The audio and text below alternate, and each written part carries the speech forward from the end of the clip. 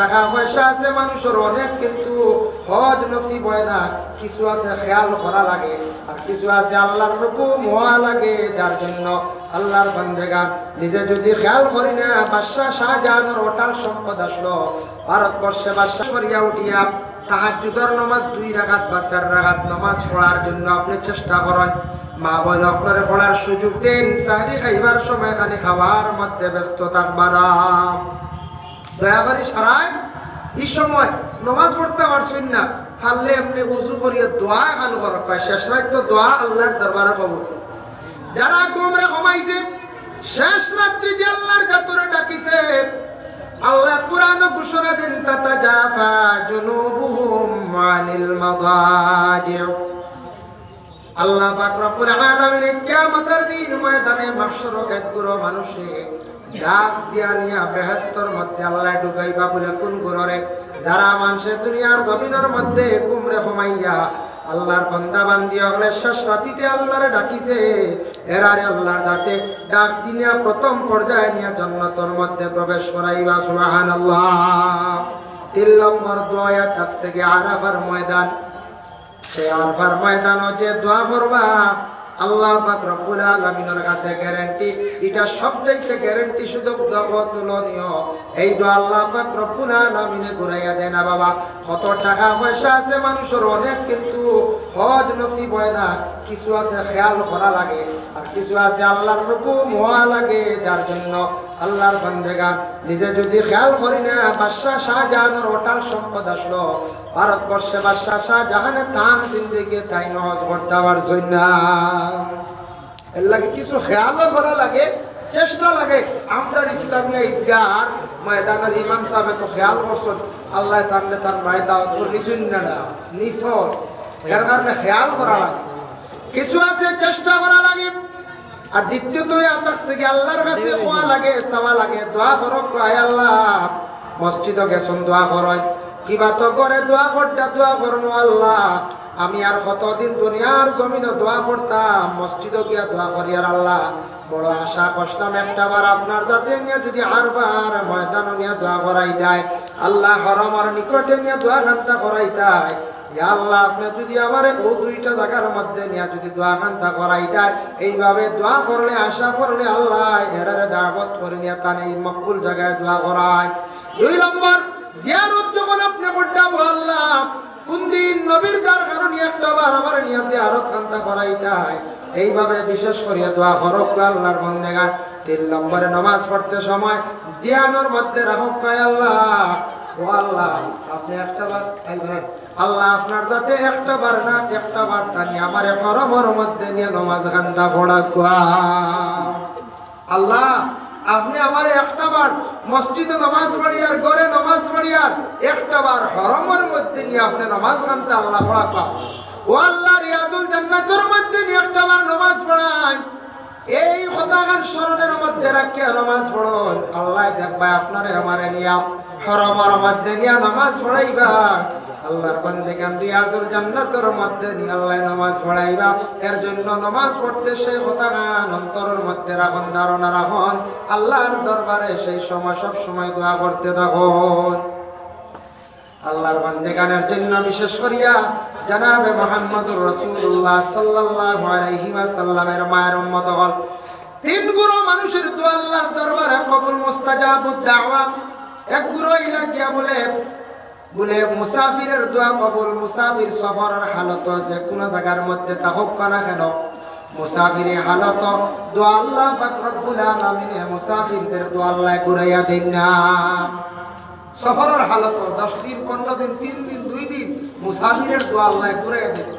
2 নম্বর ইয়া থাকছে কি বলে মজলুমের দোয়া আল্লাহ কবুল করেন, ঘুরাইয়া দেন না।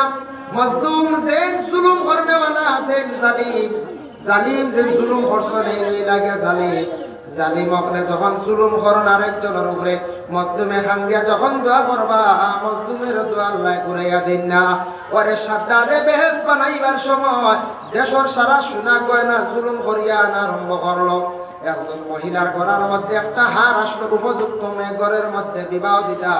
ও সময় সাদ্দাদে তার শূন্য বাহিনী হল দিয়া এই মহিলার গলার তাকি হার গেছা জুলুম করিয়া আসলো।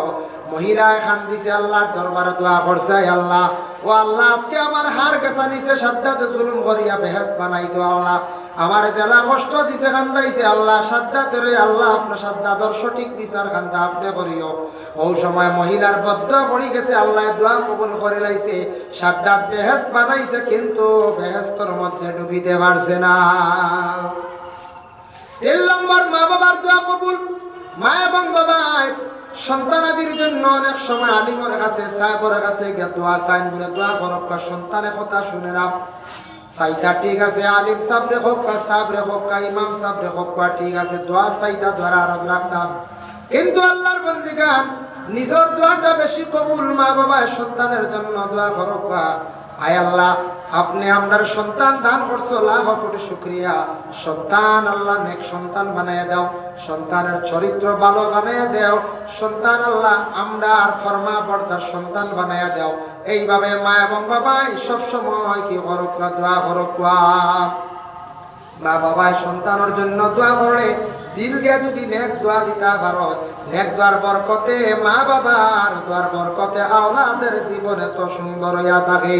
এর লাগি মা বাবা কইবা আমরা তো দোয়া করি আর বাবা, মা বাবা জীবনে কতটুকু আমরা নমাজ সঠিকভাবে পড়ি, আর নমাজ যদি পড়ি না সঠিকভাবে আর যদি হালাল রিজিক যদি খাই না তাহলে দোয়া আল্লাহর দরবারে কবুল হইতো না। এর জন্য নমাজ পড়ক, সন্তানের লাগি দোয়া করক, জীবনে দেখবা আপনার সন্তানের জীবন সুন্দর হইব। আর মা বাবায় সন্তান আদি ওগুলোর শিক্ষা দিয়া করিয়া জীবনে তুলক। মা বাবা সন্তান আদিরে জীবনে সুন্দর করে শিক্ষা দিয়ে গড়িয়া তুলক, চেষ্টা করক আপনার ছাত্র ছেলে সন্তান ওগুলোর মেয়ে সন্তান ওগুলোর জীবন সুন্দর হইব, উন্নত হইব। কারণ ছেলে সন্তান মেয়ে সন্তান ছোট থাকা অবস্থায় আপনার ছেলেরে মা বাবা বিশেষ করে লক্ষ্য করক, ছোট রয়েছে মায় খানি শিখাকুয়া, খাবার পরিধান করা শিখাকুয়া, স্কুলে যাওনি সেটার খবর লক্ষ্য, রাত্রি হয়ে গেছে ছেলেটা হয় ঘুরাঘুরি করে এটা বাবায় খবর লইতা, বাবা বাড়ির মধ্যে সব সময় নাই কিন্তু বাবা খোঁজ খবর লইতা। আপনার ছেলে বাড়িতে আসার পরে পড়াশোনা করেন নি, মায় কিন্তু এগুলা লুকাইতা না। মায়ে যদি বেশি যদি ডিলা দেন আর বাবা যদি ছোট থাকা অবস্থা সন্তানের যদি কঠোর শাস্তি দেন না, ভয় দেখাইন না, ডর দেখাইন না, সন্তান বড় হওয়ার পরে আর মুটির ভিতরে ঢুকাইতে পারতা নাই, সন্তানে কথা মানত নাই, বাবারে বাবা হিসাবে ইজ্জত দিত নাই, মারে কোনো সময় শ্রদ্ধা করতো নাই। এই সন্তানের কারণে মা বাবা জমিনের মধ্যে বড় কষ্ট করবা। এর লাগি ছেলে সন্তান ছোট থাকতে বলে বাবা মসজিদে যাও, তকি মাথা দিয়া যাও। ছেলে সন্তান তোরা বড় হয়ে গেছে, তকি মাথা দিয়া মসজিদে যাও, ঈদগার ময়দানে যাও, মহফিলে যাও। আর মেয়ে সন্তানকে মা জননী কন্যা পরিধান করার ব্যবস্থা করো। ছেলে যেই সময় 10-11 বছর হয়ে গেছে গিয়া তারে রোজা ধরার জন্য আদেশ করেন। আমরা ছোটবেলা 12 ঘন্টা রোজা রাখছি না, আমরা মাত্র রাখছি দিন 12টা পর্যন্ত রোজা রাখছি। মা বাবায় কইসন হয়ে গেছে গিয়া, কারণ এতাকছে পয়লা 12 ঘন্টা পরে 12টা পর্যন্ত পরে 1টা পর্যন্ত, এরপরে পুরা দিন এইভাবে রাখি রাখি তার রোজার আদত হয়ে যাইব গিয়া। আর যদি কোন বলে ছেলেটার বুক নষ্ট হয়ে যাব, বুক ফুটি যাইব, রোজার প্রয়োজন নাই। আপনার ছেলে যদি উপযুক্ত হয়ে গেছে গিয়া প্রায় 15-16 বছর, ওখানে রোজা রাখার জন্য আদেশ করছেন না, আপনার ছেলে বড় হওয়ার পরে আফতা ডরাইয়া কোনোদিন সে রোজা রাখতে পারতো না। আফতা সে রোজা রাখতে পারতো না, কারণ কিতা ডরাইব, ভয় করবো। এইভাবে 7 বছর বয়স থেকে মুরু সিবিয়ানাকুম, তোমাদের সন্তানকে হুকুম করো নামাজের জন্য। 7 বছর থেকে আদেশ করো নামাজের জন্য, মসজিদের দিকে দেও। 8 বছর 9 বছর 10 বছর হয়ে গেছে গিয়ে নামাজও দেও। হযরত ওমর আল ফারুক রাদিয়াল্লাহু তাআলা আনহু বর্ণনা করেন যে একবারে ছোট সন্তান যেটা আসল ইতারে মসজিদের মধ্যে নিও না। বলে কোন সন্তান? বেবুঝ বাচ্চা, মাত্র 2 বছর হয়ে গেছে, 2.5 বছর হয়েছে, এই সন্তান মসজিদে যাইব, নামাজের আগে দিয়ে দৌড়াইব, মানুষের পিঠির মধ্যে উঠে যাইব, এই সন্তান মসজিদে নিও না। যখন সন্তান বুঝদার হয়ে যাব, 5 বছর 6 বছর বুঝদার হয়ে গেছে গিয়া, তারে হাতের মধ্যে দড়ি দড়ি মসজিদে নিয়ে যাও, মসজিদে যাওয়া শিখাও, তারে মহফিলের মধ্যে নেও, তকি মাতার মধ্যে দিয়া নেওয়া, তকি মাতার দেওয়া শিখো, মুসলমানই তার মধ্যে আসুক, কারণ সে মুসলমানের ঘরের সন্তান, মুসলমানই তার মধ্যে থাকতো। আমরা সন্তান ছোট থাকতে বেশি আদর করিয়া মায়া করিয়া বাড়াই দেই, আর বড় হওয়ার পরে সন্তানে খালি কইব আমার কথা শুনে না, ওলা হই না নি। আমরা অনেক সময় হয়, কিন্তু সন্তান ছোট থাকতে হাত ছাড়া করতা না। সন্তানকে আপনি কঠোরভাবে প্রয়োজনে শাস্তি দিতা, ভয় দেখাইতা, ডর দেখাইতা, তখন সন্তান আপনার মা বাবার ফরমাবর্দার হইব, আদব আখলাক চরিত্রবান সন্তান হইব। কারণ এ থাকছে গিয়া সবর গ্রন্থ ব্যবহারিক এমন জ্ঞান নাই। আল্লাহর বন্দেগান দেখো, বিশেষ করিয়া ইসলাম ধর্মের মহাগ্রন্থ থাকছে গিয়া কোরআন, হিন্দু ধর্মের গীতা, মহাভারত, রামায়ণ, বিভিন্ন গ্রন্থগুলা আছে। আজকে ধর্মগ্রন্থ নিয়ে যদি প্রত্যেকে যদি জিন্দগির মধ্যে যদি রিসার্চ যদি করেন, গ্রন্থ ব্যবহারে জ্ঞান নাই, গতিকে আজকে হিংসা, হানাহানি, ঠেলাঠেলি, নির্যাতন। দেখো অনেক হিন্দু ধর্মের বাইয়ে মুসলমান ভাইয়ের উপরে অনেক সময় আক্রমণ করি নাই, কেন করে? তার মধ্যে মানবতা নাই, তার মধ্যে কি নাই বলে ধর্ম ব্যবহারে জ্ঞান নাই। অনেক জায়গা কোন সময় দেখবে কোন মুসলমান ভাইয়ে হিন্দু ধর্মের বাইরে কমেন্ট করে, গালিগালাজ করে, খেনে করতো। সে একজন মানুষ, আমার নবীর মধ্যে সে আদর্শ ছিল না। আমার নবী কইছেন যে কোনো ইসলাম ধর্মের ব্যতীত যে কোনো ধর্মের মানুষ হোক, সনাতন ধর্মের মানুষ হোক, এখন তো বিভিন্ন ধর্মের মানুষ বাড়িছ না, আগে এইভাবে তো ধর্ম ছিল না। জৈন ধর্ম, শিখ ধর্ম, খ্রিস্টান ধর্ম, যত ধর্মের মানুষ থাকুক না কেন, সে একজন মানুষ। আমার ইসলাম ধর্মের ভাই যারা আছেন, আমার ব্যবহারটুকু দেখিয়া অন্য ধর্মের মানুষে ইসলাম ধর্মের প্রশংসা করতই না। ইসলাম ধর্মের মধ্যে মানুষের মধ্যে যদি ব্যবহারটুকু, যদি আচরণ যদি সুন্দর থাকে, অন্য ধর্মের মানুষেরা প্রশংসা করবো, ইসলাম ধর্মের মানুষের সম্মান বাড়িব। ইসলাম ধর্মের মানুষের মধ্যে কয়েকটা জিনিসের অভাব। আমরা ইসলাম ধর্মের মানুষ, আমরা মুসলমান জাতি, আমরা কোন মহল, কোন জায়গায় কিভাবে কি স্তরে চলা লাগে সেটা আমরা বুঝি না। এর কারণে আমরা বড় পিছনে পড়ছি। মনে করো আজকে একটা বড় পার্লামেন্ট, এই পার্লামেন্টও যাইতে হইলে এক ধরনের খাবার লাগবো না লাগবো। এই পার্লামেন্টও আমি যদি যদি খাবার ব্যবহার করে যাই, আমার অসুন্দর লাগবো, আমার এই পার্লামেন্টও মানাই বলছি না। শুক্রবার দিন, জুমার দিন সুন্নতি লেবাস যদি লাগাই, মুসলমান হিসাবে যদি আমি সুন্নতি লেবাস লাগাই, আতর লাগাই মসজিদে যদি যাই, আজকে ওয়াজ মাহফিল আসছে তো কি মাথার দিয়া যদি আমি আসি, তাহলে আমার মুসলমান এটা পরিচয় থাকলো, আমি একজন মুসলমান। এটা আপনার আমার মধ্যে থাকতো।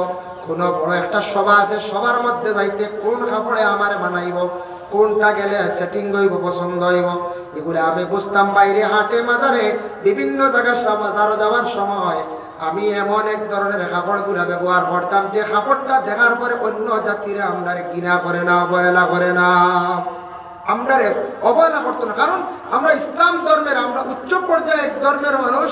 আমরার মধ্যে পাক পবিত্রতা থাকতো, আমরার মধ্যে কি থাকতো, ব্যবহারটুকু সুন্দর হইতো, মাত কথাও সুন্দর হইতো।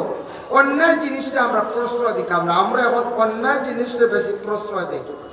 অন্যায়কারী কোনো মানুষ যদি থাকে, তার পক্ষে দেখবা মানুষ বেশি, আর যে মানুষ ন্যায় আছে তার পক্ষে দেখবা মানুষ। সব বর্তমান যুগে এমন অবস্থা দাঁড়াইছে আমাদের দেশে বাবা, যার জন্য আমাদের ইসলাম এমন নবীজি এত কষ্ট করিয়া ধর্মের জন্য দুনিয়ার জমিন প্রচার করে দিয়া গেছেন, কিন্তু ইসলাম ধর্ম আজকে জায়গায় জায়গায় ইসলাম ধর্মের মানুষ সকল লাঞ্ছিত বঞ্চিত। তার কারণ নাকি না, মানুষ দুনিয়ার জমিনের মধ্যে হক মতে কম।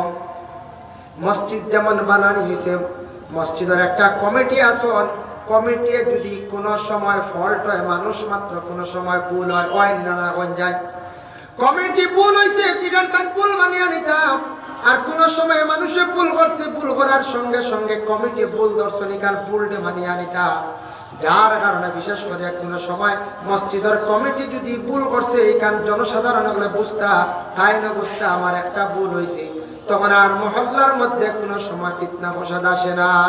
কমিটি যেটা আছে, কমিটির সিদ্ধান্ত করে একজন মেসাব রাখছেন, মেসাব রাখার পরে মহল্লার মধ্যে মেসাব যদি টনটনি যদি মেসা বগল বিদায় দেন, মেসা বগল যায় কোন কারণে মহল্লার বিভিন্ন রকম মানুষে বেশি মাতন, যদি কোনো আপনার কোনো অসুবিধা দেখা দিছে মেসাব সম্পর্কে, আপনি কমিটিরে জানাইতে, আপনার অবজেকশন দিতা, কমিটির মানুষ অবজেকশন দিবা। সবে যদি মেসাবার লাগে যদি মাত কথা আবার আরম্ভ করি অবজেকশন দেই, তাহলে মেসাব মসজিদও টিকায় রাখা সম্ভব নয়। কারণে থাকছে গিয়ে মসজিদ থাকি বারবার জলদি জলদি মেসাব যদি পরিবর্তন হন তাহলে জানিয়া রাখবা মহল্লার দুর্নামাই হয়, মহল্লার বদনামাই হয়। বাদে মেসাবাগল ভাবা যাইতো না, এই মহল্লার মেসাবার ঠিকানে যাইতো না। এর লাগে বেশবে হামসার মধ্যে সবে মাতুন, সবে যদি বিশেষ করে মেসাবর পিছনে কমিটির পিছনে সমালোচনা করুন, এই মহল্লার মানুষ এমন নিঃস্বর পর্যায়ে কে পৌঁছয়, এই মহল্লার দুর্নামাই বদনামাই হয়, যার কারণে মহল্লার আর উপযুক্ত কোনো মেসাব দেওয়া যায় না।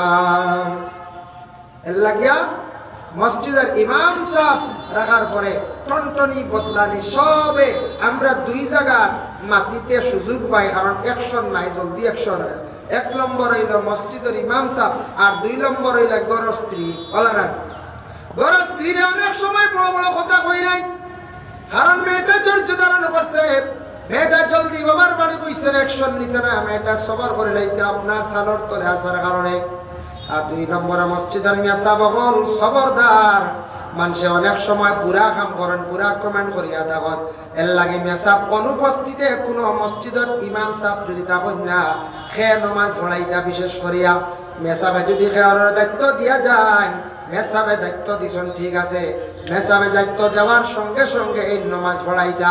আর মেসাব নাই খে নমাজ পড়াইতে পারবা, যার কোরআন খান সহি আছে, শুদ্ধ আছে, একজনের দাড়ি আছে, এর মাসলা লোকে ফেকার মাসলা কুদুরি তো আছে, হেদায়াত আছে, একজনের দাড়ি আছে তাই নমাজ পড়াইতা বলে তার কোরআন হলো, আর একজনের দাড়ি নাই কিন্তু কোরআন সহি, হয়তো দাড়ি যার নাই কোরআন সহি হইলে তানরে আগে দিয়ে নমাজ পড়া কোয়া মাসলা হইল সঠিক মাসলা, কোরআন শুদ্ধ হইতো। 2 নম্বরে থাকছে গিয়া এই ব্যক্তি নমাজ পড়াইবার উপযোগী নি, তানরে সামনে দিয়ে নমাজ পড়া কোয়া আল্লাহর বন্দেগারের জন্য বিশেষ করিয়া। আর মসজিদের ইমাম উপস্থিত থাকি গেলে আর কেউ নামাজ পড়াইবার জন্য কোনো হুকুম নাই, ইমাম সাহেব থাকা সত্ত্বেও আর কেউ পড়াইতে পারত নাই, যতক্ষণ পর্যন্ত ইমাম সাহেব কি করছেন না, আল্লাহর বন্দারে যত সময় পর্যন্ত অর্ডার দিছেন না পড়াইতে পারেন না। তাই আল্লাহর বন্দেগারের জন্য বিশেষ করিয়া মকবুল সময়ের মধ্যে দোয়া করলে দোয়া কবুলে আমি যে যে জায়গাগুলো নিয়ে কইলাম, আল্লাহ আপনার তৌফিক দাও। বিশেষ করে আল্লাহর বন্দেগান দুনিয়ার জমিনের মধ্যে আমরা আল্লাহ রুজি রোজগার আমরা করিয়ার আল্লাহ যতটুকু দিটা শুক্রিয়া আদায় করক, বা হালাল রিজিকের প্রতি খেয়াল করক, নিজে কামাই করিয়া মেহনত করিয়া হারাম তরিকা যদি ব্যবসা করুন, হারাম যদি খাইয়া থাকুন, দোয়া ইবাদত বন্দেগী সম্পূর্ণ নষ্ট হয়ে যায়। এর লাগে হালাল রিজিক নিজে মেহনত করিয়া কামাই করিয়া যেটা আনবা হালাল রিজিক হইতো বাবা।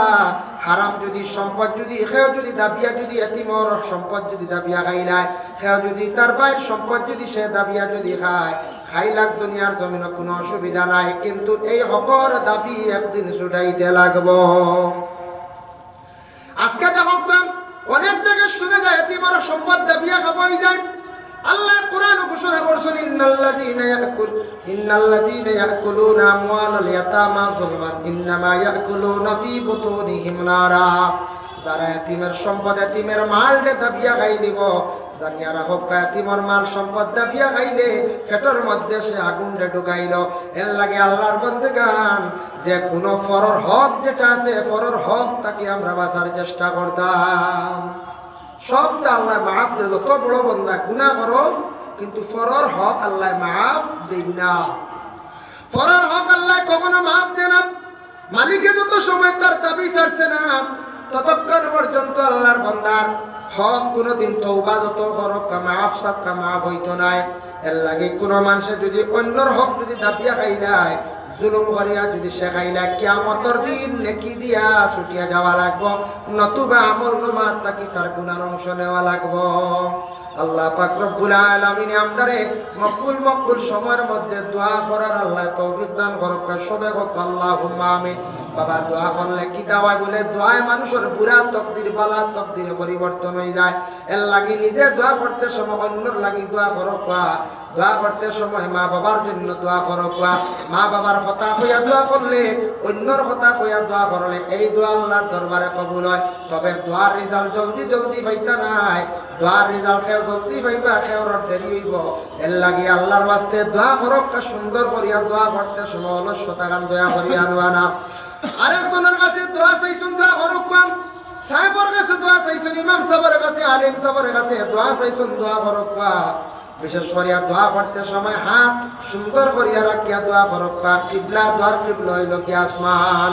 আর দোয়া ও কিবলাতুস সামা, দোয়ার কিবলা হইল কি আসমান।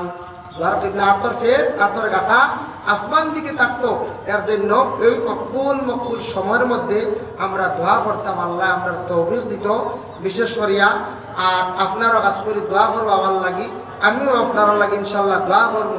আর রমজান মাস আই গেছে কাজ করিয়া, সামনে রমজান মাসের রোজাগুলারে অন্যান্য উলামায়ে কেরাম বলে রোজার ফজিলত নিয়ে আলোচনা করবা ইনশাল্লাহ। তাই বিশেষ করে ঈদগাহর গুরুত্ব নিয়ে, মসজিদের গুরুত্ব নিয়ে আলোচনা করবা। আল্লাহ আমরা প্রত্যেকের মনোযোগ